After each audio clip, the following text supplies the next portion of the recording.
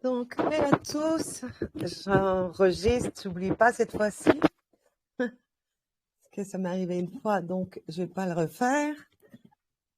Je voulais attendre un peu parce que je vois pas Samy là. J'ai un petit problème de chargeur en plus, parce qu'il a.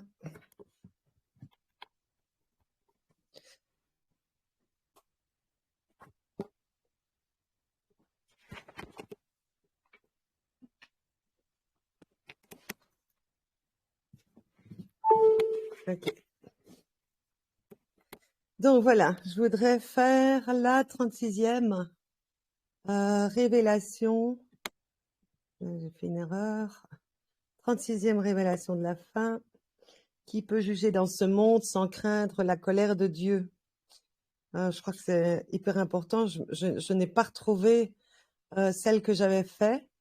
Il me semblait que j'en avais fait déjà une, mais je l'ai pas retrouvée. Donc, surtout que je puisse mettre aussi quand je vais à droite, à gauche sur des coms, parce que c'est vrai que à chaque fois, je dois remettre les mêmes passages et je crois que c'est intéressant pour tout le monde d'avoir une vidéo à ce niveau-là. Donc, euh,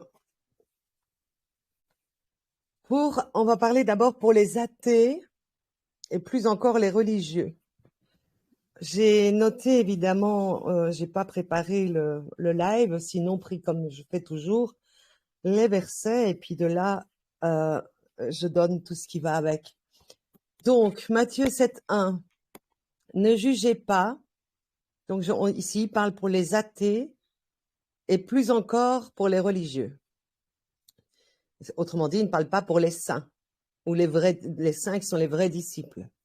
Ne jugez pas afin de ne pas être jugés, car du jugement dont vous jugez, on vous jugera. Et de la mesure dont vous mesurez, on mesurera pour vous.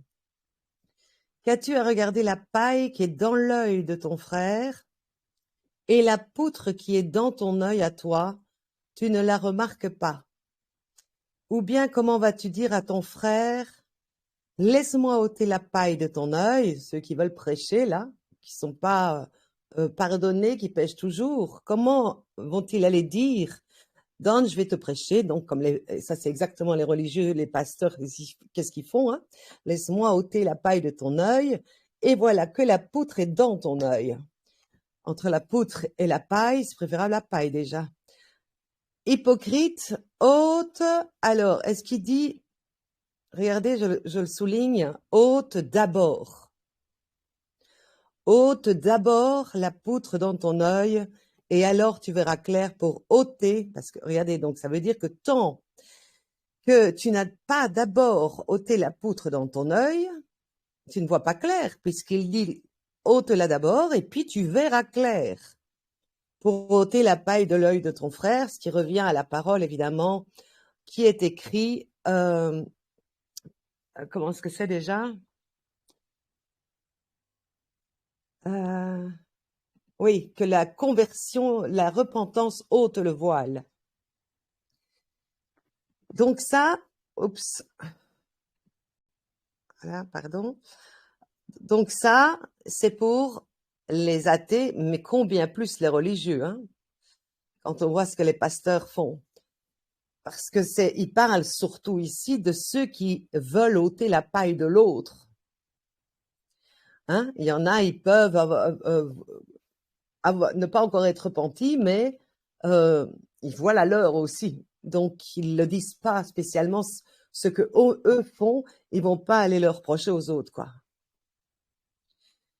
Un autre passage, Luc 6, 37. Ne jugez pas et vous ne serez pas jugés.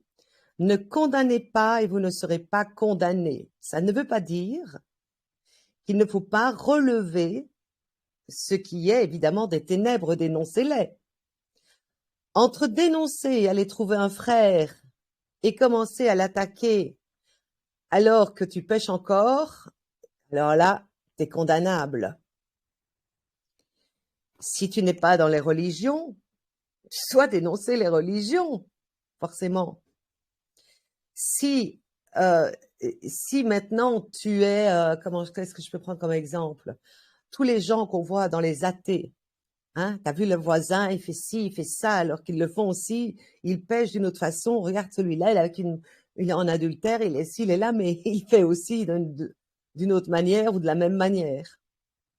Donc, ne jugez pas et vous ne serez pas jugés, ne condamnez pas et vous ne serez pas condamnés, remettez et il vous sera remis, autrement dit, pardonnez. Hein? Si vous êtes pécheur, pardonnez. Vous avez tout intérêt à pardonner. Pourquoi? Parce que justement, si vous pardonnez un pécheur, Christ et Dieu vous pardonneront vos péchés. C'est logique. Donnez et l'on vous donnera, c'est une bonne mesure tassée, secouée, débordante, qu'on versera dans votre sein, car de la mesure dont vous mesurez, on mesurera pour vous en retour. Et ça entre quand même dans même celui qui est au début du chemin, la parole de Christ qui dit aimez-vous les uns les autres, comme vous-même et comme je vous ai aimé, évidemment, il y a tout acte, toute action amène une conséquence, évidemment. Ne médisez pas les uns des autres, hein, les athées, ne médisez pas, encore moins les religieux, les uns les autres, frères. Celui qui médit d'un frère ou qui juge son frère, médit de la loi et juge la loi. Or, si tu juges la loi, tu n'es pas l'observateur de la loi, mais son juge. Pourquoi ça ici? Regardez les religieux. Hein? C'est ceux qui sont sous la loi qui jugent leurs frères. Et ils sont contre la loi. Puisqu'on parle ici de ceux sous la loi, qui ne sont pas encore pardonnés, qui n'observent pas la parole, qui ne la vivent pas, et compagnie. Hein? Le religieux, mais il y a aussi tous ceux en dehors des églises qui ont aussi l'esprit religieux. Hein? Pas oublier ça. Hein? Parce qu'on a tendance à dire, ah, mais moi ça va parce que moi je suis pas religieux, donc je suis sauvé. Non, non. Il y en a qui sont en dehors des religions et qui ont le même esprit religieux. Alors, ici, on continue. Donc, je parle toujours pour les athées et religieux. OK? Jacques 4, 12. Il n'y a qu'un seul législateur et juge, celui qui peut sauver ou perdre. Et toi, qui es-tu pour juger le prochain? Eh bien, maintenant, vous qui dites, regardez bien, aujourd'hui ou demain, nous irons dans telle ville, nous y passerons l'année, nous ferons du commerce. Regardez, c'est qui? Commerce. Et nous gagnerons de l'argent. C'est bien sûr qui? Vous le voyez, hein? Tous les gouvernements qui prennent sur les peuples, les religions qui prennent sur les pauvres, les pasteurs dans les églises, tout est commerce, on parle la vérité. On voit bien à qui il parle ici. Vous qui ne savez pas ce que demain sera votre vie, car vous êtes une vapeur. Il y a aussi ceux qui courent après le monde et les choses du monde matériel. Vous qui ne savez pas ce que demain sera votre vie, car vous êtes une vapeur qui paraît un instant, puis disparaît. Que ne dites-vous au contraire? Si le Seigneur le veut, nous vivrons et nous ferons ceci ou cela. Mais voilà que vous vous glorifiez de votre forfanterie. Toute gloriole de ce genre est mauvaise. Voilà d'ailleurs pourquoi ils ne peuvent non plus pas prêcher, tant qu'on n'est pas pardonné. Dès qu'on n'est pas pardonné, on est de un, pas saint, de deux, quand on n'est pas sanctifié, c'est la chair qui parle. Or, la chair, si ta chair condamne quelqu'un d'autre dans la chair, tu es punissable. Alors, évidemment, toute gloriole de ce monde, hein, ça peut être même dans les athées, hein, qui veulent être meneurs d'une foule sans être repentis. Celui donc qui sait faire le bien et ne le fait pas commet un péché. C'est grave ça. Celui qui sait faire le bien et ne le fait pas commet un péché. D'autant plus, alors, ceux qui ont la parole de Dieu sous le nez, quoi. Ah bah oui. 10, 11, 31. 1 Corinthiens 10, 11, 31. Si nous nous examinons nous-mêmes, nous ne serions pas jugés. Pourquoi il dit ça? Parce que dès que tu t'examines toi-même, tu n'as qu'un mot à la bouche, c'est pardon mon Dieu. C'est clair. Puisque nous sommes à la base tous pécheurs, mais en plus, Nous avons tous pratiqué le péché, c'est ça surtout. Et quand tu pratiques le péché, évidemment, si tu t'examinais toi-même, au lieu de te donner une bonne estime ou une façade, alors tu te dirais, mon Dieu, hein, comment je peux juger les autres? Et il n'y aurait que le pardon, pardonne-moi dans ta bouche. Mais par ces jugements, le Seigneur nous corrige pour que nous soyons point condamnés avec le monde. Donc évidemment, c'est clair que si celui qui s'examine lui-même, hein, qui est son propre juge d'abord, en disant j'ai péché contre toi mon Dieu, bien sûr. Alors celui-là, évidemment, il a des jugements, mais ces jugements deviendront injustes à partir du moment où il est pardonné. Tandis que tant qu'il n'est pas pardonné, ces jugements, le Seigneur, évidemment, qui donne une conséquence au péché, c'est la conséquence du péché. Mais quand on se rejuge soi-même, c'est-à-dire qu'on demande pardon, qu'on se repent, qu'on regrette, hein, qu'on a honte, alors, quand il nous corrige, évidemment, c'est pour qu'on ne soit pas condamné comme il va condamner le monde. Ainsi donc, mes frères, quand vous vous réunissez pour le repas, regarde, écoutez bien ce qu'il dit ici. Donc, autrement dit, pour le repas, c'est partager autant les souffrances de Christ, hein, les supporter ensemble, c'est autant partager le pain de la vérité pure, hein, comme le vin et le pain, c'est les souffrances et la bonne nouvelle. Attendez-vous les uns les autres. Si quelqu'un a faim, regardez, faim de la vérité, qu'il mange chez lui, pas dans les assemblées, pas dans les églises, qu'il mange chez lui afin de ne pas vous réunir pour votre condamnation. C'est ce qu'ils font tous. Quant au reste, je le réglerai lors de ma venue. Jacques 2,8. Si donc vous accomplissez la loi royale, suivant l'écriture, tu aimeras ton prochain. Regardez ce qu'il dit, hein, la loi royale, celle-là. Ce qu'elle vient de Christ, de son sacrifice. Tu aimeras ton prochain comme toi-même, vous faites bien. Celui qui, comment pourrait-il dire tu peux juger, alors que toi-même tu dois t'aimer dans le sens, pas te narcissique, je suis belle, je suis ici, je suis là, mais tu dois t'aimer en te mettant en ordre pour avoir le salut. Comment tu peux condamner ton prochain quand toi-même tu ne t'aimes pas? Comment peux-tu l'aimer alors? Tu vas l'envoyer dans le mur. Et tu es alors condamnable. Autrement dit, n'enseigne personne tant que tu n'es pas pardonné, sanctifié. Il faut que dans ta bouche soit la pure vérité et qu'il n'y ait donc plus de chair. Dès qu'il y a de la chair encore, qui n'est pas crucifiée, elle s'élèvera contre l'esprit. De toute façon, moi, je le verrai toujours. Parce qu'elle s'élèvera contre l'esprit. Si plus rien en toi, parce que tu as été pardonné, que tu as suivi l'enseignement, que tu l'as vécu, alors tu verras qu'à un moment donné, plus rien en toi ne se lève contre l'esprit de l'épouse, contre la vérité pure de Dieu. Mais si vous considérez les personnes en charnel, oh ben non, ma fille, c'est quand même ma fille, quoi. Je vais pas la condamner à elle, je vais pas la juger, je vais pas, oui, ma fille, tu peux aimer l'argent, tu peux ci, tu peux là. Si vous considérez les personnes, vous commettez un péché. Parce que pour Dieu et pour ceux qui sont dans l'Esprit Saint, il n'y a pas de préférence. Qui sont mes frères et mes sœurs? C'est ceux qui obéissent. Donc, il n'est pas question directement que tu es charnel. Tu vas juger avec tes liens charnels, de sang charnel. Mais il dit que c'est péché, ça. C'est péché, c'est pas selon la chair qu'on juge. Voilà pourquoi tant que quelqu'un, encore même un petit peu de chair, il ne peut juger. Il faut qu'il ait l'esprit total de l'Esprit Saint. Et qu'est-ce que c'est ça?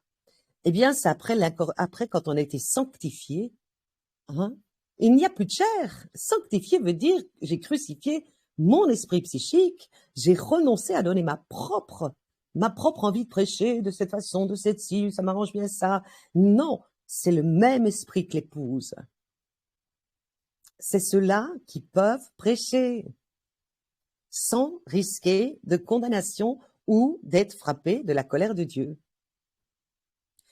La seule chose que les gens qui sont en train d'aller dans le chemin de Christ, d'aller vers ou d'aller dans, ils peuvent parler de Dieu, mais uniquement, écoutez-moi bien, avec le témoignage de leur propre vie. Voilà comment moi j'ai commencé à croire en Dieu. Voilà ce que j'ai vu de Dieu dans ma vie. Voilà, ça, ils peuvent. C'est tout ce qu'ils peuvent faire. Parce que c'est un témoignage. Aurait-on observé? Oui, voilà, ici je continue, je reprends cette phrase-là. Mais si vous considérez les personnes charnellement, vous commettez un péché et la loi, c'est la loi, vous êtes sous la loi toujours. Tant qu'on n'est pas pardonné, on est sous la loi. Donc tu es en train de considérer les personnes de ta famille privilégiée parce que tu es sous la loi. Donc c'est ton propre raisonnement, c'est ta chair qui parle. Eh bien c'est la loi même qui vous condamne comme transgresseur. Parce que vous allez contre ce que je vous lis ici. Aurait-on observé la loi tout entière si l'on commet un écart, écoutez bien, hein, un écart sur un seul commandement, et c'est logique, parce que il n'a pas fallu 2 désobéissances à Ève et Adam pour être chassés de l'Éden. Donc un écart sur un ordre de Dieu, on est justiciable de tout. Ça veut dire quoi? Ça veut dire que la chair est toujours vivante. Il y a toujours de la chair. On est justifiable parce que la chair, si elle est vivante, elle pêche. Et tant qu'elle pêche, pourquoi est-ce qu'on irait dire, ben moi, je fais juste pas le sabbat? Mais tout le reste, je le fais. Tout le reste, je le fais. Quand l'homme, il lui a dit, vends tout ce que tu as, donne-le aux pauvres, parce qu'il disait il faisait tous les commandements. Regardez, il est parti triste. Mais Christ lui a carrément montré il n'ira pas dans la vie éternelle. Parce qu'il y a un point qui ne va pas. D'où la sanctification est extrêmement importante, parce que c'est lui qui nous fait obéir une fois qu'on est en Christ. Voilà pourquoi il ne peut plus pécher. Car celui qui a dit « tu ne commettras pas d'adultère » a dit aussi « tu ne commettras pas de meurtre ». Si donc tu évites l'adultère mais que tu commettes un meurtre, te voilà devenu transgresseur de la loi, bien sûr. Ah oui, parce qu'un péché ou un autre, c'est un péché, donc tu es dans le péché. Parlez et agissez comme des gens qui doivent être jugés par une loi de liberté. Quelle est la loi de liberté? La loi de liberté est quand tu es pardonné parce que tu es libre dans le fait que tu ne pratiqueras plus le péché, non pas par ta propre chair, mais parce que Dieu va t'ouvrir la conscience, c'est Dieu, l'Esprit de Dieu, qui va te sceller afin que tu ne pratiques plus le péché. Tu seras jugé, toi, charnel, par ceux qui, eux, sont la loi de liberté parce qu'ils ne pratiquent plus le péché. Car le jugement est sans miséricorde pour qui n'a pas fait miséricorde. Mais la miséricorde se rit du jugement. Ce qui montre évidemment que quand tu juges, que tu n'es pas pardonné, que tu pêches et que tu juges ton prochain, forcément tu ne fais pas miséricorde à ton prochain. Hein? Parce que celui qui fait miséricorde à son prochain, il fait le grand commandement royal. Tu aimeras ton prochain comme toi-même. Si tu pêches, tu vas faire pécher ton prochain. Tu n'as donc pas de miséricorde pour son salut, parce que tu n'en as pas pour toi déjà. Jean 8,15, vous jugez selon la chair. Moi, je ne juge personne. Le Père, écoutez bien tout ce qui est jugement maintenant. Le Père ne juge personne. Imaginez, c'est écrit. Le Père ne juge personne, mais il a remis tout jugement au Fils. Tiens, c'est bizarre, Parce que dans le verset suivant, écoutez, si quelqu'un entend mes paroles et ne les garde pas, dit Jésus, je ne le juge pas, car je ne suis pas venu pour juger le monde, mais pour sauver le monde. Et là, vous allez comprendre comme c'est extraordinaire. Parce qu'en fait, là, on dit que le Père va donner tout jugement au Fils, et le Fils lui-même ne contredit pas le Père. Il dit pourtant qu'il n'est pas venu pour juger de son temps temporel, non. Il n'est pas venu pour juger, il est venu pour sauver, pour mourir sur la croix, pour s'humilier, pour faire la volonté du Père, etc. Mais au retour, ça prouve que c'est comme il va se glorifier, il va vivre donc son règne dans ses saints, c'est donc Christ au retour, ses saints, tous ceux qui formeront Christ, au retour glorieux, qui jugeront le monde. Mais il dit, Louis, ici, qui me rejette et n'accueille pas mes paroles. Pourquoi il dit ça? Parce qu'il est le porteur de vérité. Cette parole que je vous dis vient du Père.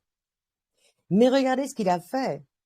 Il a été le flambeau, comme c'est écrit dans Apocalypse 21, il a porté la lumière. Il a porté la vérité. Comment on porte la vérité? Sa bouche n'a pas été différente de l'Esprit Saint de Dieu. C'est comme ça qu'il a porté. Et non seulement porté, mais en plus donné l'action, les miracles, s'il est là par la foi. Donc, il dit, qui me rejette et n'accueille pas mes paroles à son juge, la parole, regardez, que j'ai fait entendre, la parole de Dieu, par l'Esprit Saint en moi, là, que j'ai fait entendre, c'est elle qui le jugera au dernier jour. Et on le voit, je le vois partout. Quand moi, ici, je vais faire justice dans des coms et reprendre, hein, eh bien, qu'est-ce qui se passe? C'est celui qui est repris, même, qui s'élève contre Dieu, qui se condamne tout seul par ses propres paroles face à la parole de Dieu que je lui dis. Donc, celui qui se juge, c'est lui dans ses transgressions à la parole. Voilà comment elle jugera au dernier jour. Si tu fais autrement que la parole, tu deviens ton propre juge. Tu te juges tout seul. D'où que quand on sera devant le grand trône blanc, et quand ils seront tous ces religieux devant le grand trône blanc, ils ne pourront pas dire, par exemple, ah mais non, je ne le savais pas. Mais il leur rappellera, tu te rappelles dans ta bouche ce que tu disais contre la parole? Tu as prononcé ton jugement.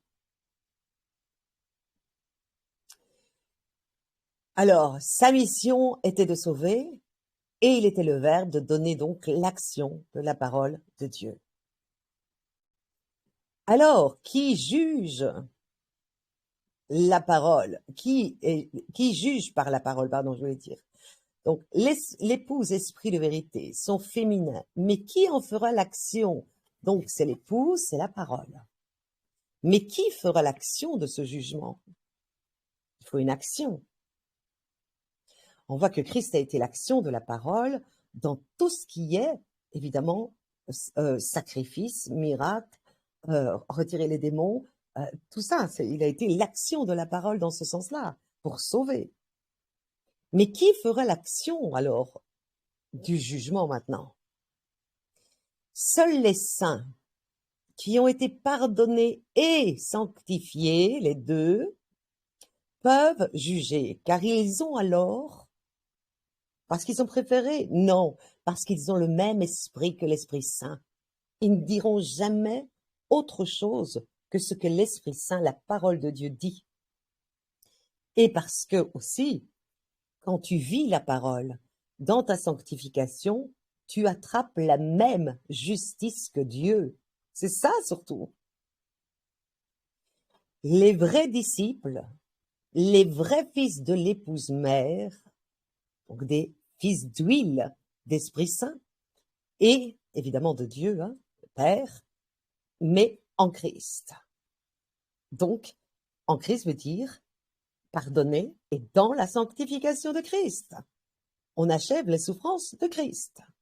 Injuste, pas les justes du péché.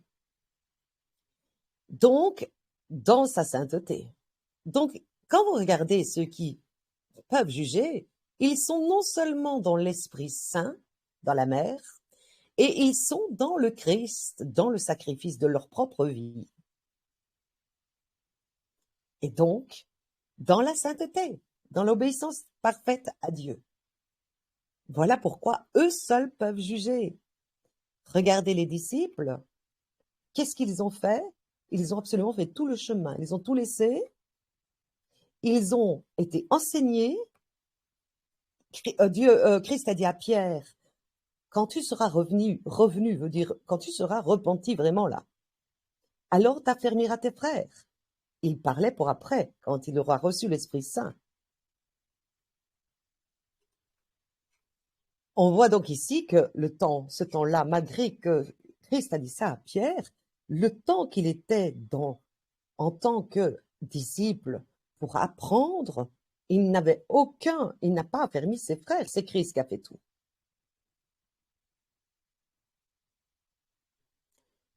Donc les vrais disciples, les vrais fils de l'épouse mère et de Dieu en Christ, donc dans sa sainteté. En Christ veut dire dans sa sainteté.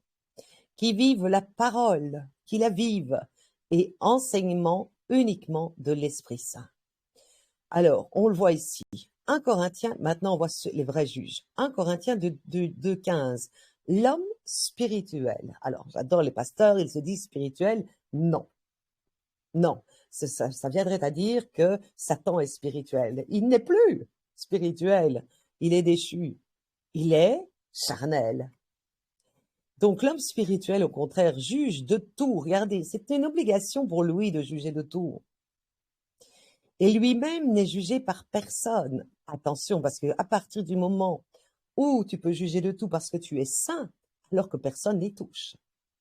C'est pas comme les pasteurs qui ont préparé le terrain en disant à leurs ouailles, n'attaquez pas l'homme de Dieu que je suis. Vous n'aurez pas la richesse et le portefeuille rempli, etc. Non. C'est autre chose que ça. C'est un vrai jugement ici.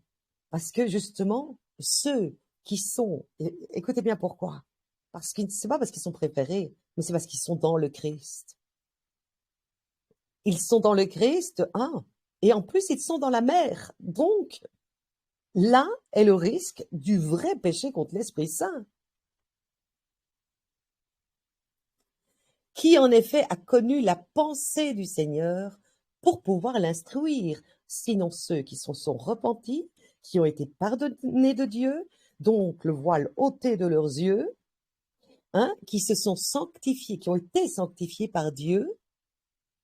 Donc ça veut dire que toute la chair crucifiée, c'est ça sanctifié. La chair, l'esprit psychique et la chair psychique n'ont plus droit à la parole. C'est Christ qui vit en eux. Christ n'a pas fait la vie qu'il voulait. On est bien d'accord. Il n'a pas eu des enfants, une femme, ce qu'il aurait voulu en tant qu'humain. Non. Et nous l'avons, nous, la pensée du Seigneur. C'est les saints. Pourquoi ils l'ont? Parce que dès que tu obéis, quand tu es pardonné, parce que tu as eu vraiment le cœur sincère de regretter tout ce que tu as fait. Quand on est sincère, on s'éloigne, on n'a pas envie de recommencer. Quand on a ça et qu'on est pardonné, et qu'on ne pratique plus le péché, les yeux s'ouvrent. Et au fur et à mesure que Christ vit en nous, on est comme co-héritier déjà, on devient co-héritier de tout ce que Christ a reçu. Quand l'un de vous a un différend avec un autre, ose-t-il bien aller en justice devant les injustes et non devant les saints? Tous ceux qui sont charnels devraient venir quand ils se disputent devant les saints. C'est eux le vrai tribunal. Ou bien ne savez-vous pas que les saints jugeront le monde? Voilà ce qu'il dit. T'as bon aller devant les injustes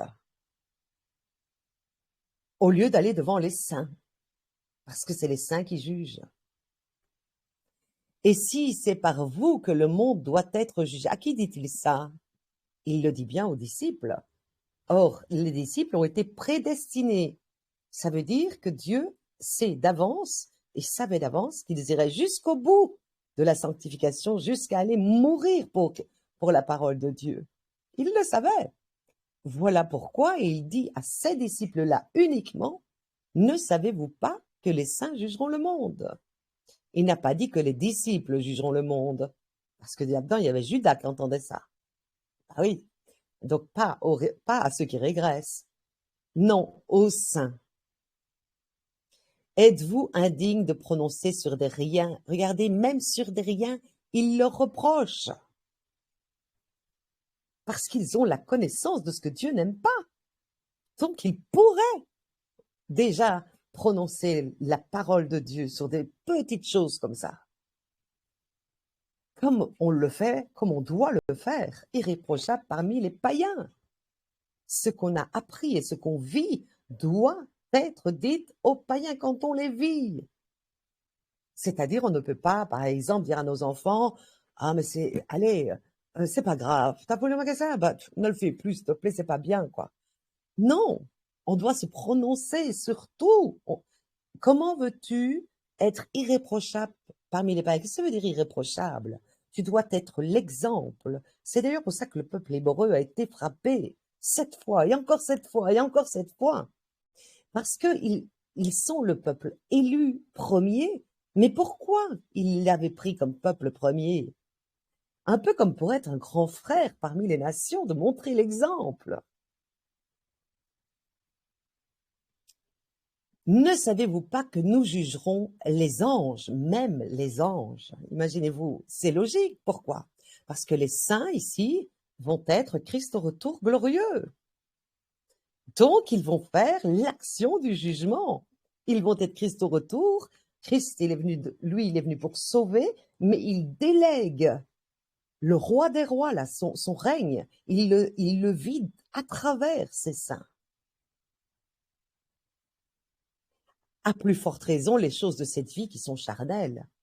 Imaginez-vous, vous lisez la parole de Dieu et puis vous allez encourager un athée à pécher sans. C'est pas grave. C'est pas grave.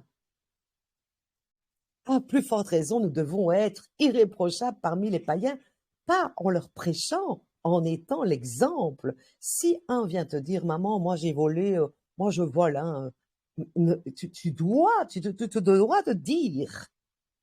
dois de dire la parole, pas, oh non, moi je ne vole pas, hein, c'est pas bien ce que tu fais. Non, la parole dit, parce que peut-être que tu voles aussi, mais tu dois dire la parole dit.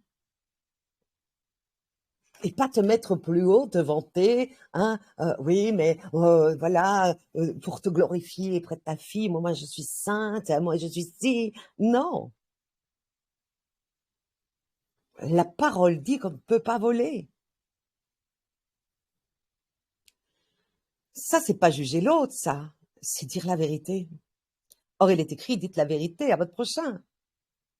Même si toi, tu ne la fais pas, rien ne t'empêche de dire la vérité, ne pas pas mettre tes mots, citer la parole telle qu'elle est. Jean 20, 21, il leur dit alors de nouveau, paix à vous. Comme le Père m'a envoyé, moi aussi je vous envoie. Donc là, c'était après sa résurrection. Regardez bien. Ayant dit cela, il souffla sur eux. Regardez comme ça, incroyable. Il souffla sur eux et leur dit, recevez l'Esprit Saint. Et c'est là qu'on voit que l'Esprit Saint qu'il reçoit ici de Christ, c'est lui qui baptise dans l'Esprit, ne sont pas les langues de feu. Les langues de feu sont la puissance que Dieu a mis sur le témoignage. Et le témoignage vient qu'ils ont reçu l'Esprit et ont véritablement vécu la vie de Christ. Le baptême d'esprit n'est pas véritablement les langues de feu. Là, il les met comme eux. Regardez, ils sont arrivés ici, les apôtres, ils sont arrivés à être comme Christ quand il s'est mis dans l'eau parce qu'il avait pris cet engagement, évidemment, de ne pas pécher, de bonne conscience. Hein? Et il montre là exactement quand ils sont pardonnés et que Dieu dit, celui-ci est mon fils bien-aimé. C'est exactement ça qui se passe là. Après, ils reçoivent, comme c'est écrit, la puissance sur leur témoignage. Et qu'est-ce que c'est la puissance? C'est des langues de feu, la peur disparaît. Ils vont au devant de tous, des ennemis, de tout. Même si, écoutez, si maintenant on ne donne pas cette puissance, iriez-vous devant euh, les hommes de chair méchants, là, comme on voit les nazis, tout ça, là? Est-ce que vous iriez vers ces gens-là? Non. Il y a la peur, il y a tout ça. Mais quand ils reçoivent les langues de feu, ils reçoivent comme l'épée de la vérité, avec une puissance. Ayant dit cela, il souffla sur eux et leur dit, recevez l'Esprit Saint. Et regardez ce que donne. C'est là qu'on peut voir pourquoi les saints qui ont l'Esprit Saint, qui sont fils de l'épouse, qui ont le même esprit, pourquoi ils peuvent, eux, juger. Regardez, il le dit, ceux à qui vous remettrez les péchés, ils deviennent comme Christ. Pourquoi? Parce que dans la sanctification, tu crucifies ta chair. C'est terminé. La chair ne parle plus, l'esprit ne parle plus. Tu as compris que l'Esprit Saint, tu dois t'y attacher, ne plus penser de rien par toi-même qui pourrait différer de l'esprit de l'épouse. Parce que sinon, tu n'es pas dans l'esprit. Et donc, tu as de la chair et n'es pas crucifié. Mais ceux qui sont la chair crucifiée, quand il dit recevez l'Esprit Saint, le pardon, le Fils de Dieu, là, alors ils ont le pouvoir, ils sont en Christ et Christ est en eux, comme je l'ai dit, et là ils reçoivent l'héritage de Christ. Ils vont faire comme Louis. Ceux à qui vous remettrez les péchés, ils leur seront remis. Pourquoi? Parce que vous allez remettre les péchés avec un même esprit de Dieu. Donc, comme c'est le même esprit de Dieu, il ne va pas faire différemment de Dieu. Ils leur seront remis, ceux à qui vous les retiendrez, ils leur seront retenus. Imaginez-vous ce que c'est ça. Si les gens savaient ça, ils feraient doublement attention d'attaquer les saints, quoi. Parce que les saints peuvent remettre leurs péchés ou les pardonner. Imaginez-vous, ils sont quelque part, Christ est en eux, eux en Christ, dans la sanctification, ils sont quelque part, Christ là, devant les gens. Alors, prenant la parole, Pierre lui dit, voici que nous avons tout laissé et nous t'avons suivi, quelle sera notre part? Jésus leur dit, en vérité, je vous le dis, à vous qui m'avez suivi, dans la régénération. C'est quoi la régénération? C'est évidemment le changement immortel. Parce qu'on a eu l'incorruptibilité du pardon et de la sanctification avant, qui est de l'esprit, d'avoir le même esprit.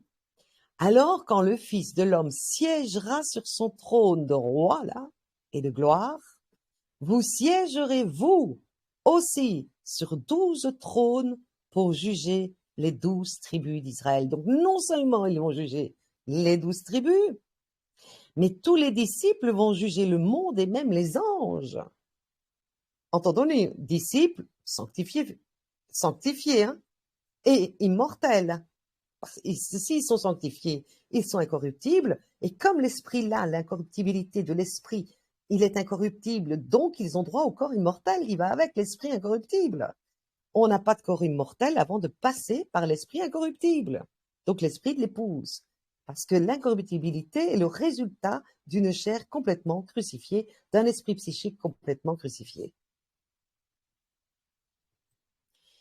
Donc, regardez à qui les gens s'attaquent quand ils s'attaquent à l'épouse, au sein. Regardez à qui ils s'attaquent. Ils ne se rendent pas compte, hein. Ils craignent plus leur pasteur, quelqu'un de charnel, et donc, c'est comme ça qu'ils vont être confondus. Parce qu'ils attaquent, ils insultent les saints, mais ils prennent leur pasteur comme un fils de Dieu. Imaginez-vous, hein?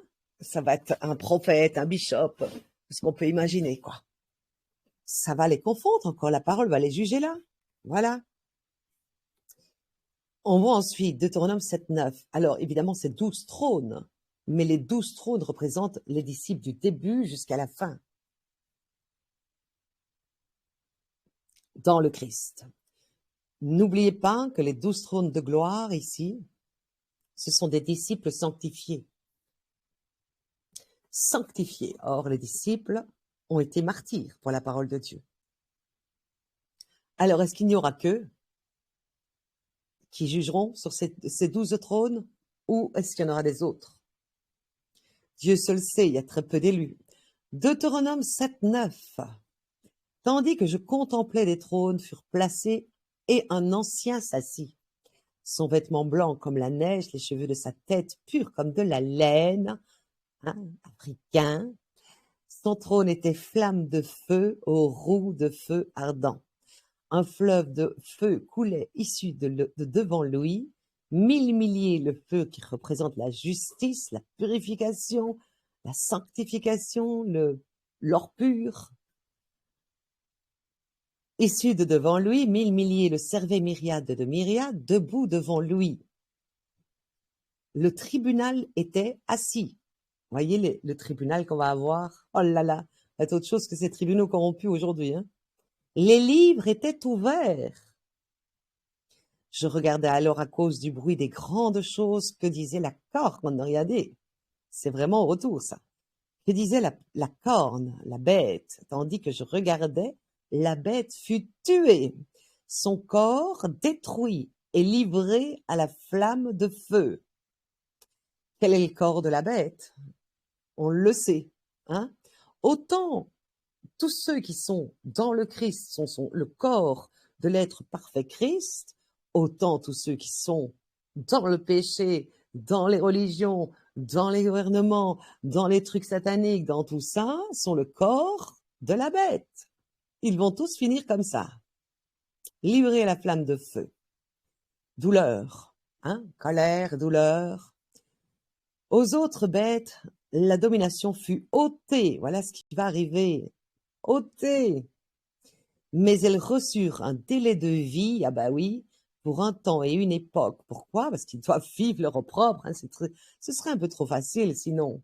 Ils ont tué les saints, ils ont mis l'opprobre sur les saints, ils ont mis l'opprobre sur ceux qui ont refusé de se faire, voilà, je vais pas le dire, parce que ça doit être mis sur YouTube, donc je vais te censurer. Mais voilà, tout ça, les autres bêtes, la domination fut ôtée, mais elles reçurent un délai de vie pour vivre leur opprobre pour un temps et une époque. Je contemplais dans les visions de la nuit, voici venant sur des nuées du ciel, nuées du ciel en présence de l'épouse, le trône de l'épouse de la sagesse est une nuée aussi, venant sur les nuées du ciel comme un fils d'homme, ça veut dire un humain. Un fils d'homme est un humain. Mais un fils de Dieu aussi, donc fils d'homme humain, fils de Dieu. C'est pour ça qu'on dit Jésus et Christ.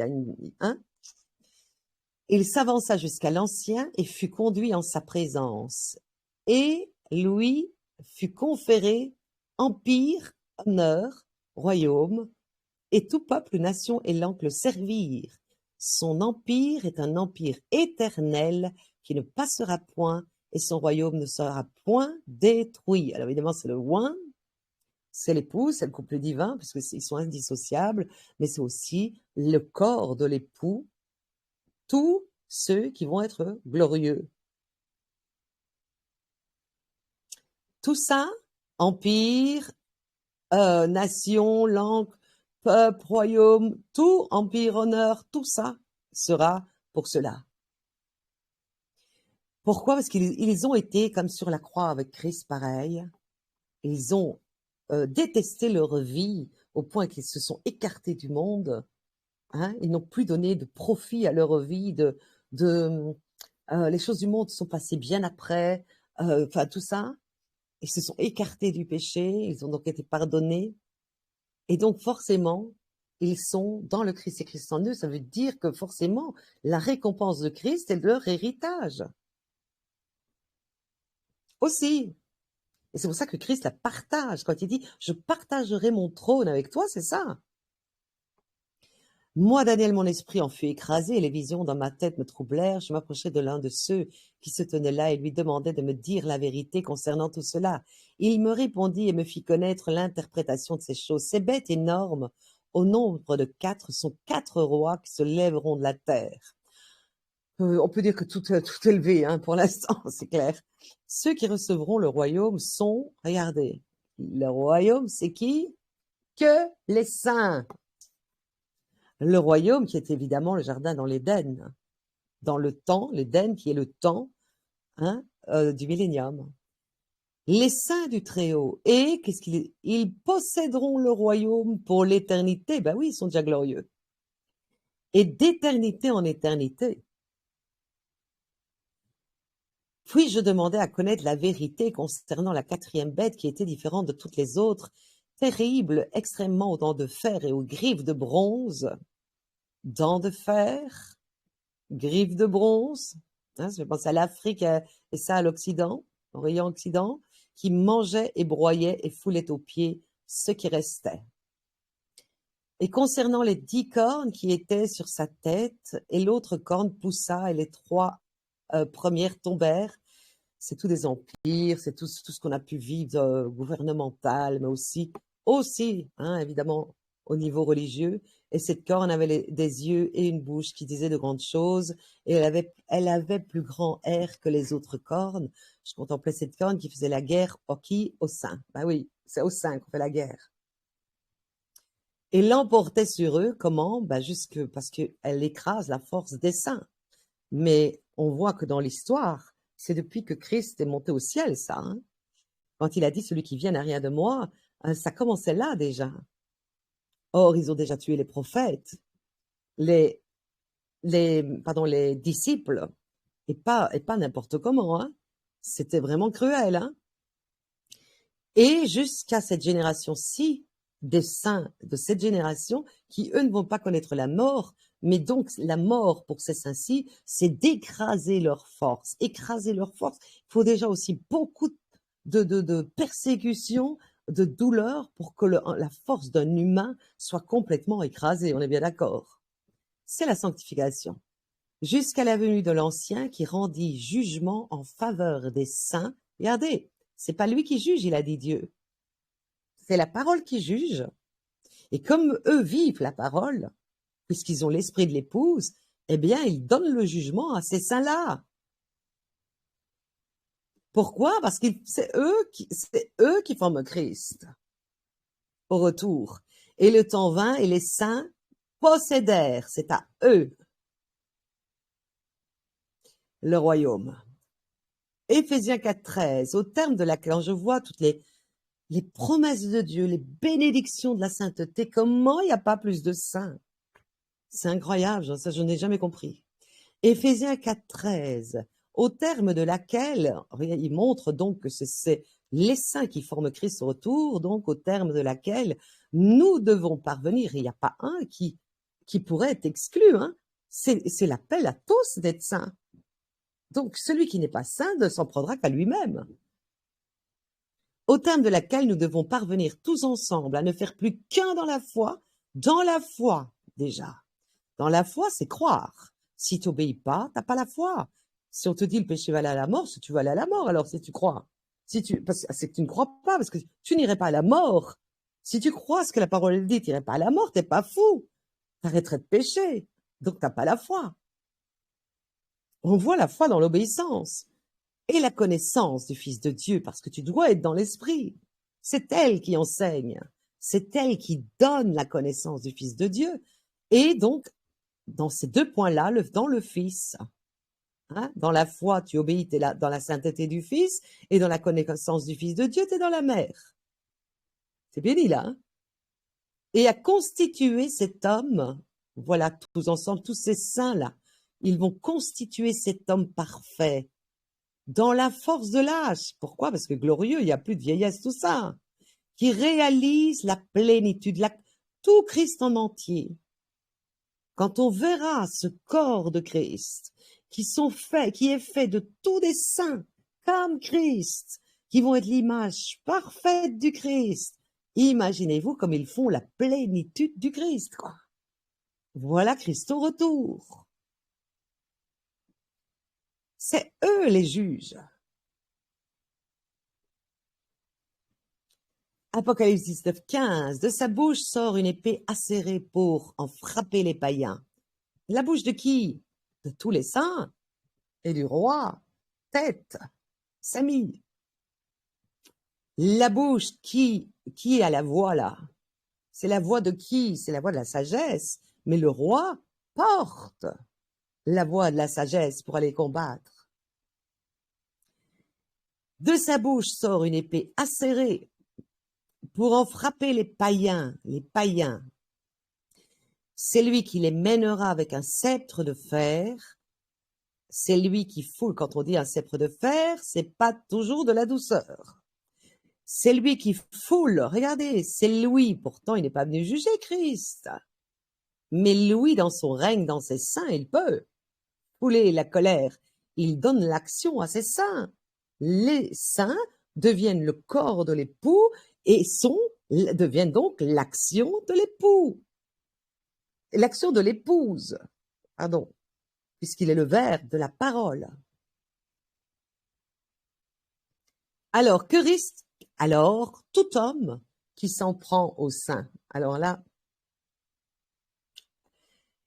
pas au pasteur charnel, vous pouvez, insultez-les, c'est votre problème.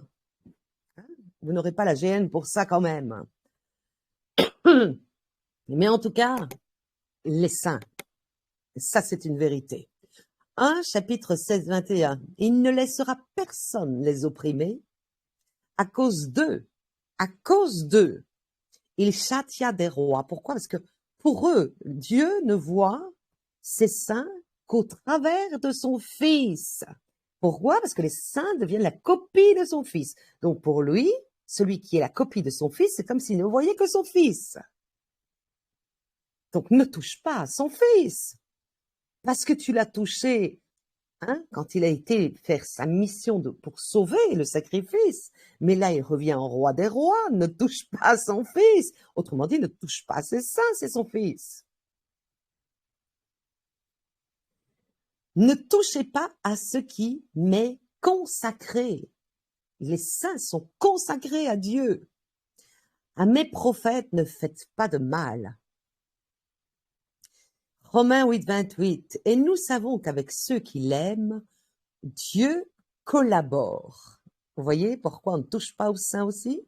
Ça veut dire collabore, ça veut dire qu'il se sert de ses saints.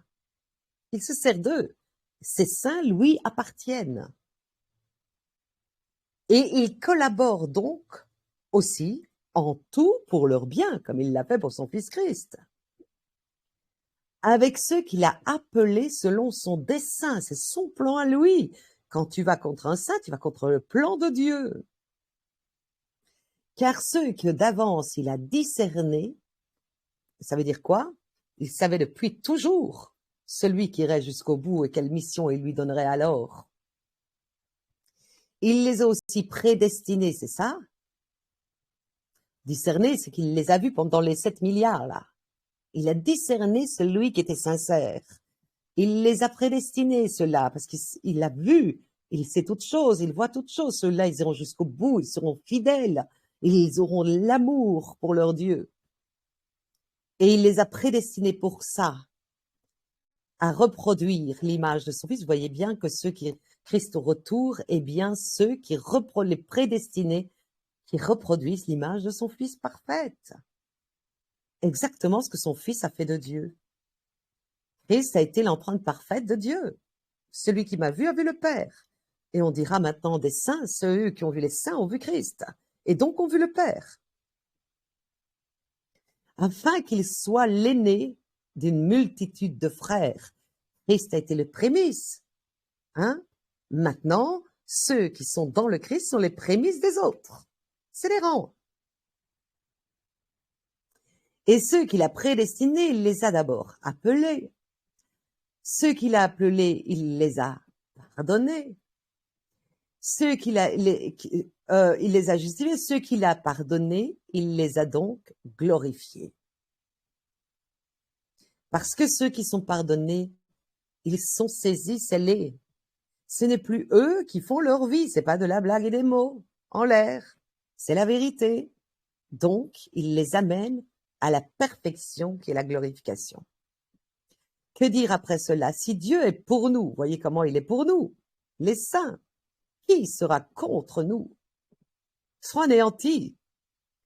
Lui qui n'a pas épargné son propre fils, mais l'a livré pour nous tous, comment, avec lui, ne nous accorderait-il pas toute sa faveur, si vous aussi, vous donnez votre vie comme Christ, crucifié sur votre chair comme lui, être persécuté comme lui, obéir en tout comme lui? Celui qui attaque un saint attaque donc Christ, et attaque donc l'épouse, et attaque l'Esprit Saint, et attaque donc Dieu. Qui oserait se faire l'accusateur de ceux que Dieu a élus? Voilà pourquoi il dit que personne ne peut juger. Lui peut juger de tout le saint, mais personne ne peut juger.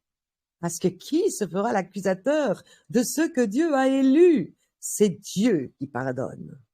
Alors si tu te fais l'accusateur d'un saint qu'il a pardonné, te pardonnera-t-il un jour? Psaume 106:16, ils jalousèrent Moïse dans le camp, la jalousie des saints. Regardez comment Dieu agit envers ça.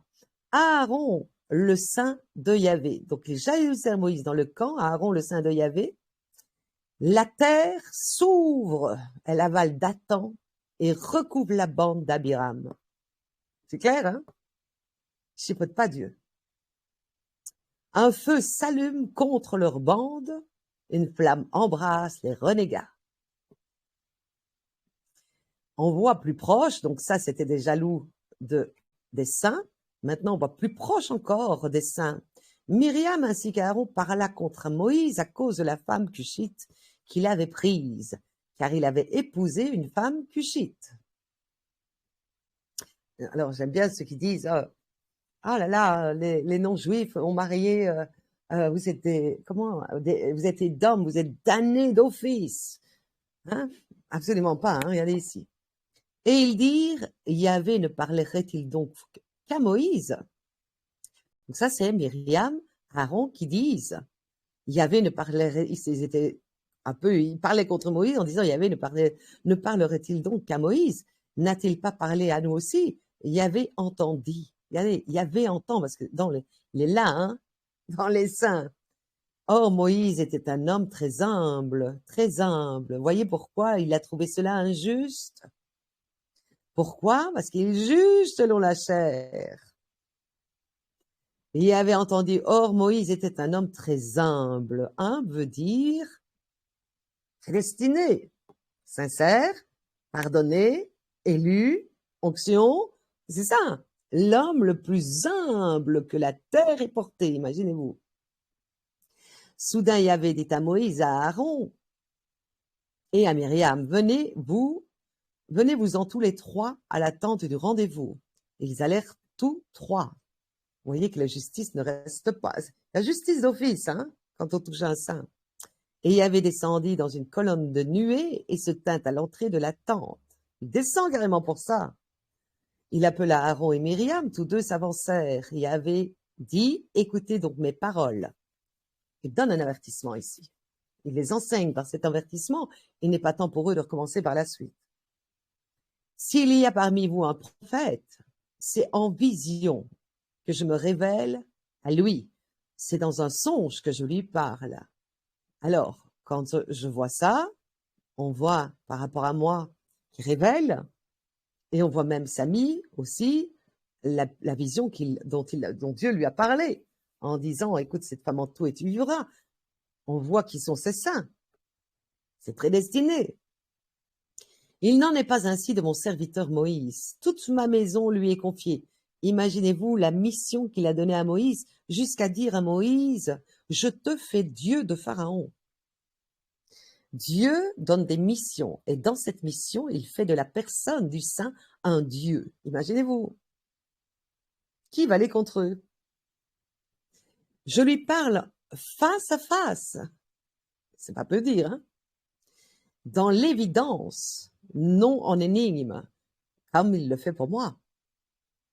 Puisque je donne toute la vérité, il ne fait pas des énigmes ni des paraboles. Non en énigme, et il voit la forme de Yahvé. Pourquoi avez-vous osé parler contre mon serviteur Moïse? Or, il le savait que Moïse était à la tête. Alors, on pourrait dire, comment oseriez-vous parler contre Sami? Encore moins contre l'Esprit Saint, contre l'Esprit féminin de Dieu. La colère de Yahvé s'enflamme contre eux. Quand on voit l'Esprit Saint, l'épouse, les fils qui sont dans la sanctification attrapent le même esprit que l'épouse. Ils sont donc au même niveau. Ici, la colère, imaginez-vous, sur Aaron qu'il a choisi. Il l'a choisi aussi, Aaron, pour accompagner Moïse. Et la colère de Yahvé s'enflamme contre eux. Il part. Il a dû trembler, hein. Ils ont dû trembler. Et la nuée quitta la tente. Voilà que Myriam était devenue lépreuse, blanche comme neige. Aaron se tourna vers elle, elle était devenue lépreuse. Qu'est-ce qui a fait que sa lèpre arrête? C'est par l'intercession du sein de Moïse. Sinon, elle restait lépreuse. Voilà les rangs. Il ne faut pas toucher aux rangs spirituels. C'est pas comme dans le monde, hein, où on voit par exemple la corruption des policiers, et puis ceux qui se dressent contre les policiers tapent les policiers, quoi. C'est pas la même chose, hein. C'est pas les mêmes rangs. Parce que les rangs sont faits selon la sainteté. Alors, je vous le dis, mes amis, ne craignez rien de ceux qui tuent le corps. Voilà comment ils montrent le rang spirituel des élus. Ceux-là, ils n'ont pas peur qu'on tue leur corps. Et après cela, ne peuvent rien faire de plus. Je vais vous montrer qui vous devez craindre. Craignez celui qui, après avoir tué, a le pouvoir de jeter dans la géhenne. Oui, je vous le dis, craignez celui-là. Autrement dit, craignez Dieu, craignez l'épouse, craignez les saints, hein? Craignez tout cela, craignez cela. Parce qu'on l'a vu, les disciples, quand il souffle sur eux, vous avez le pouvoir de ne pas remettre leurs péchés. Craignez-les. Luc 12,6, ne vantons pas 5 passereaux. Regardez ce qu'ils sont pour Dieu, ceux qui sont véritablement pardonnés en Christ, donc qui sont en train d'être sanctifiés ou qui sont sanctifiés. Ne vantons pas 5 passereaux pour 2 as, et pas un d'entre eux n'est en oubli devant Dieu. Pas un des saints. Il est continuellement à les regarder. Donc quand on vient insulter un saint, il voit tout ça. On le voit avec Myriam et Aaron. Bien plus, vos cheveux, regardez jusqu'où va l'amour de Dieu pour ses saints. Vos cheveux sont même tous comptés. Soyez sans crainte, vous valez mieux qu'une multitude de passereaux. Je vous le dis, quiconque se sera déclaré pour moi devant les hommes, le Fils de l'homme aussi se déclarera pour lui devant les anges de Dieu. Ça veut dire que là, les saints, parce qu'ils ont suivi Christ sans avoir honte, ils ont subi les persécutions en disant la vérité, etc. On les persécute, on les insulte, on crache dessus, on les fait tout, on les met à mort, on écrase leur force. Ça montre qu'ils n'ont jamais eu justement honte de leur Seigneur, mais ça veut dire que maintenant, ne touchez pas à cela, quoi. Ah oui.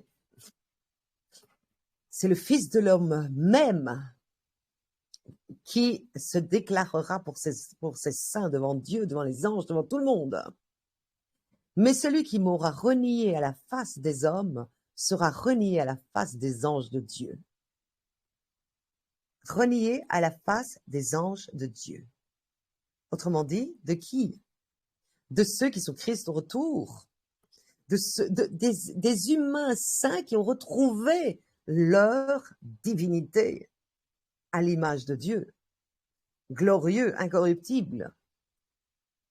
Et quiconque dira une parole contre le Fils de l'homme, le Fils de l'homme, c'est-à-dire Samy, ou comme ils avaient pu dire à Jésus, ce qui est bien plus grave, c'est qu'ils ont attaqué le Fils de Dieu. Ça, c'est grave. Cela lui sera remis. Mais à qui aura blasphémé contre le Saint-Esprit, cela ne sera pas remis. Ça veut dire quoi, ça? Ça veut dire qu'à partir du moment où tu as le Saint-Esprit, tu es donc en train d'être sanctifié. Puisque tu commences à avoir le Saint-Esprit à partir du moment où tu es pardonné.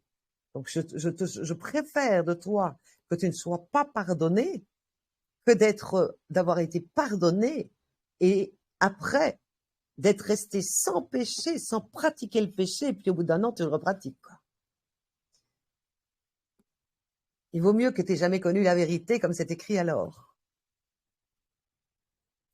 Lorsqu'on vous conduira devant les synagogues, hein, donc on voit ce qui est charnel.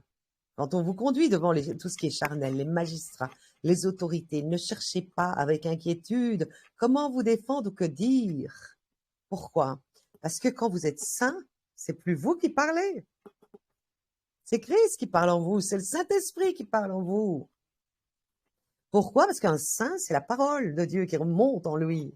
C'est ça dans sa bouche. Ce n'est plus que ça dans sa bouche. Car le Saint-Esprit vous enseignera à cette heure-là ce qu'il faut dire. Donc, regardez comme on est pris en charge. Voyez comme on est inutile, on se laisse faire. On se laisse faire par Dieu, on se laisse faire par les enseignements, par la parole qui travaille en nous, par tout ça. On se laisse faire. La seule chose qu'on fait, on résiste aux tentations. Comment, quand on voit toutes ces promesses par rapport à la sainteté, l'homme a si dur de résister aux tentations, d'abandonner sa petite vie charnelle pour obtenir tout ça. Alors ils viendront taper sur le dos des saints. Vous pensez bien que Dieu n'accepte pas ça. Qui n'est pas contre nous et pour nous. Voilà la récompense maintenant des autres qui se rendent compte et qui ne touchent pas au saint. Quiconque vous donnera à boire un verre d'eau pour ce motif que vous êtes au Christ. En vérité, je vous le dis, celui-là, il aura une récompense. Un athée, hein, qui vient vers un saint, je parle d'un saint, hein. Ne vous prenez pas saint si vous ne l'êtes pas. Un athée qui doit donner à boire, par exemple, un verre d'eau à un saint, imagine, il n'est pas saint, par exemple, il ne le sait pas, imagine, il ne sait même pas qu'il est saint, mais qu'il le fait, il aura une récompense. C'est un acte qui d'office amène une récompense de Dieu. Mais si quelqu'un doit scandaliser l'un de ces petits, pourquoi il dit petit? Parce que pour nous, nous sommes vulnérables. Quand on est dans la sanctification, on est comme Christ. Christ n'était pas vulnérable à ceux du mal, qui le flagellaient, qui le tuaient, et qui ne disaient rien, il se laissait faire. On est vulnérable, on est petit. Hein? Pour naître de nouveau, il faut être petit aussi. Mais lui, il les appelle les petits, ceux-là. Hein? C'est les petits de Dieu. Mais si quelqu'un doit scandaliser l'un de ces petits qui croit, donc qui obéit, il serait mieux pour lui de se voir passer autour du cou une de ces meules que tournent les ânes et d'être jeté à la mer. Faut pas demander ce qui les attend à ceux-là de la part de Dieu. Là, il dit, il vaut mieux que ce soit quelque chose de matériel qui les tue, quoi. Que de passer dans mes mains, quoi. Que de passer dans mes mains. Parce que ceux qui font ça le font à Christ. Or, Christ est mort. Il est mort pour le monde. Pour sauver le monde, il a donné sa vie, abandonné sa divinité. Mais les saints aussi. À partir du moment où ils commencent à être pardonnés, sanctifiés, ils deviennent comme Christ. Ça veut donc dire qu'ils ont aussi abandonné leur divinité et qu'ils étaient là depuis la création. Ils retournent tous après dans la gloire, quand ils seront glorieux, ils retournent comme dans le sein du Père, sein d'Abraham. Ils sont bien de la postérité d'Abraham, ils retournent dans le sein d'Abraham. Hein? Qui veut dire évidemment le sein féminin de Dieu qu'elle épouse, qu'est l'Esprit Saint. Vivez dans la prière. Il dit donc à ceux qui ne sont pas saints, vivez dans la prière et les supplications. Priez, priez en tout temps dans l'esprit. Apportez-y une vigilance inlassable pour être pardonné.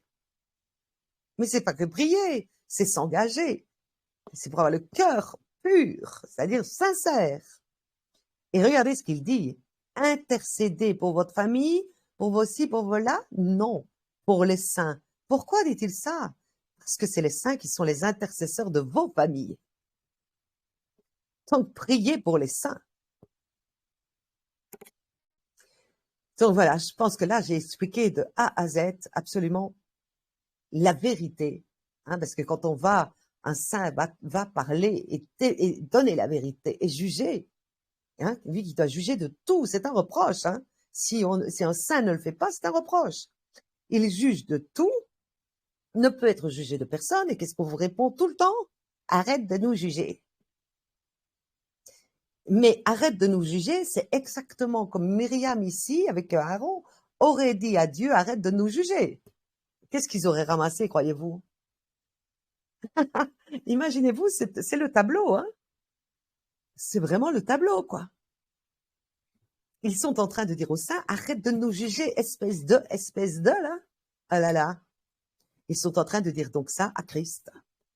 Alors, Dieu qui voit Christ, et qui, évidemment, a laissé le temps à tout cela de se repentir dans son Fils, alors ceux qui disent ça, je ne vous dis pas. Hein. Je ne vous dis pas ce qu'ils vont ramasser comme coup. Plus encore les religieux, qui eux ont la Bible, ou on leur met la Bible sous, donc la vérité de la Bible qu'ils ont sous leur nez, là, et qui vous persécutent, vous tuent comme les pharisiens l'ont fait. C'est quoi pour ces gens-là? C'est la GN. C'est tout, c'est la GN. Pour les athées, ce sera des coups. Ce sera des coups. Mais on voit que certains, dans les athées, on ne les innocente pas tous. Car dans les athées, il y en a qui ne connaissent pas la parole de Dieu, mais tracassez-vous pas qu'ils connaissent tout de Satan et qu'ils y ont voué leur vie. Pour eux, il n'y a pas de différence entre un religieux et un athée qui s'est jeté dans le satanisme, dans le tchik, dans le tchak. Il n'y a pas de différence pour Dieu. Abomination aux yeux de Dieu. Voilà, il sera compatissant avec quelqu'un qui est athée, qui recherche, qui peut-être refuse ce que tu lui dis, mais ne t'insulte pas dans tous les sens et n'est pas virulent, plein de haine. Voilà, et c'est envers d'ailleurs ceux-là que les saints ont compassion. Dans ceux qui, tu vas leur dire arrête de pécher, mais ils ne connaissent rien de la parole, donc à ceux-là on leur dit simplement la vérité. On s'aime chez eux. On ne les juge pas, parce que vous serez jugés si vous péchez pareil. Toutefois, les saints sont là pour convaincre du péché, de la justice et du jugement. On ne peut se taire, nous les saints. Alors, quand on voit Christ qui a envoyé ses disciples en soufflant sur eux, et quand on voit les Castanou et les Tunassi qui disent allez me faire des adeptes, allez, sortez dans les rues, vous allez me chercher des gens pour amener des dîmes, là, pour amener des gens dans l'église, imaginez-vous. Et les gens obéissent à cet homme-là. Ils vont se condamner. Ils vont aller prêcher comme des pharisiens, des hautains, des orgueilleux qui croient savoir. Et regardez, la poutre dans leurs yeux, horrible. Pire qu'un athée. Hein, la poutre d'un religieux est pire qu'un athée. Donc voilà, je voulais donner tout cela pour que ce soit bien clair, pour savoir à quel rang vous vous trouvez. Êtes-vous encore un athée? Êtes-vous quelqu'un qui n'est pas encore engagé dans la bonne conscience? Êtes-vous quelqu'un qui a été véritablement pardonné et donc qui ne pratique plus le péché? Ne vous blanchissez pas. Comme c'est écrit, regarde bien toi, ôte d'abord la poutre de ton œil, regarde-toi toi-même, si tu te juges toi-même. Comme il disait ici, est-ce que j'ai mis ça? Si nous nous examinons nous-mêmes, nous ne serions pas jugés. Parce que directement qu'on se juge soi-même, on trouve horrible ce qu'on a fait. horrible, abominable. On se dit, je dois être condamné. C'est trop laid ce que j'ai fait. On doit être condamné. Comparez-vous à Jésus, vous verrez, vous devez être condamné. Voilà, celui qui est comme ça et qui voit sa condamnation, à quel point il va être condamné, il ne veut qu'une chose, c'est d'avoir le pardon. Ah, mais le pardon, il faut avoir aussi pouvoir faire le deuil du péché, quoi. C'est clair. Parce que pour certains, c'est un deuil. Quand tu es abonné au péché depuis tant de temps, hein, que tu es esclave de ce péché-là, hein, c'est comme d'être esclave de l'alcool. Hein. Il y a un réel engagement à faire et des réels efforts, et etc., une réelle foi pour pouvoir s'écarter du péché. Tu n'enlèveras pas ton péché, mais tu vas t'écarter, parce que tant que tu n'écartes pas le péché, regardez, c'est très clair. Celui qui ne s'écarte pas du péché, hein, c'est comme s'il voulait approcher Dieu sans même les sacrifices d'animaux. C'est ça en fait. Il pense qu'il va approcher Dieu comme ça. Les religieux croient que Dieu est dans les églises, là, au milieu de leurs péchés, là. Alors que Dieu, pour qu'on l'approche, simplement l'approcher, il fallait déjà faire du sang, faire couler du sang, c'est-à-dire faire des sacrifices d'animaux. C'est-à-dire, qu'est-ce que ça voulait dire, ça? Ça veut dire qu'ils ne péchaient pas quand ils allaient approcher Dieu. Parce que comme ils étaient sous la loi, ils avaient, bon, comme c'est écrit, hein, la chair, je voudrais faire le bien, mais la chair fait le contraire. Donc, qu'est-ce qu'ils faisaient? Ils péchaient. Ils péchaient. Et donc, pour approcher Dieu, il devait rester un laps de temps sans péché, surtout en faisant des sacrifices. Ça veut dire ne pêche pas, quoi. Sinon, tu ne m'approches pas. Donc, pour ça, il fallait qu'il s'écarte du péché à un moment, là.